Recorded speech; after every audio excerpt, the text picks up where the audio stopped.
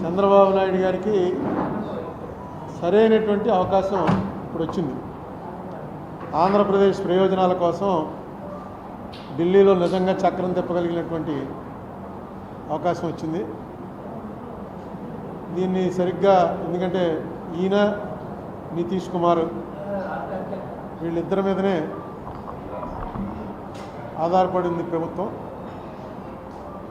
కేంద్రంలో ఈ పరిస్థితులు వస్తాయని ఎవరు ఊహించలేదు. ఎందుకంటే మోడీ గారు అబ్ కీ బార్ 400 పార్ అన్నాడు. అది పని జరగలేదు.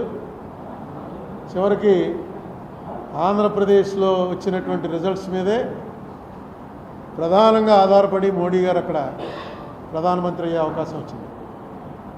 అందుకే ఆయన పార్లమెంట్లో మాట్లాడుతూ పక్కనే పవన్ కళ్యాణ్ని చూపించి ఏ పవన్ నహి ఆంధీ హై అన్నాడు.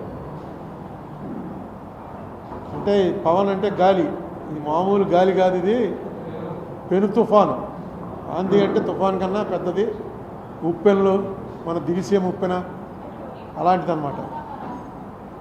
నిన్న కూడా పదవి స్వీకారంకి వచ్చినప్పుడు చిరంజీవిని పవన్ కళ్యాణ్ని కావలించుకుని ఫోటోలో దిగాడు.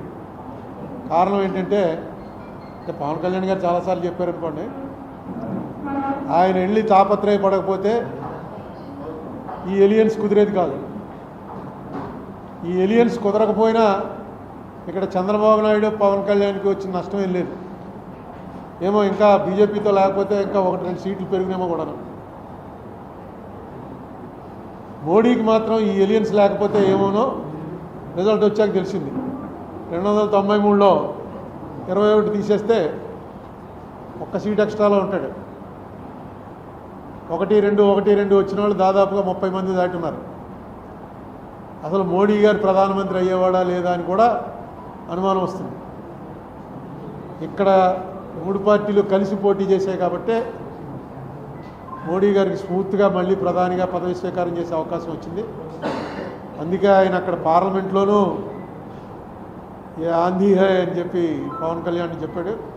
ఇక్కడ కూడా వచ్చి వేరే ఫోటో సెషన్ చిరంజీవి పవన్ కళ్యాణ్ తోటి ఆయనే ఫోటోలు తీసుకుని, ఎందుకంటే కరెక్ట్గా ఆయనకి తెలిసింది ఆ రోజున కనుక పవన్ కళ్యాణ్ కాళ్ళ వేళ్ళ పడ్డాడో కాలర్ పట్టుకున్నాడో ఏం చేశాడో కానీ పవన్ కళ్యాణ్ మాటను అంగీకరించబోయినట్టయితే ఈవేళ నా పరిస్థితి ఇది కాదురా బాబు అన్న సంగతి మోడీ గారికి తెలిసింది.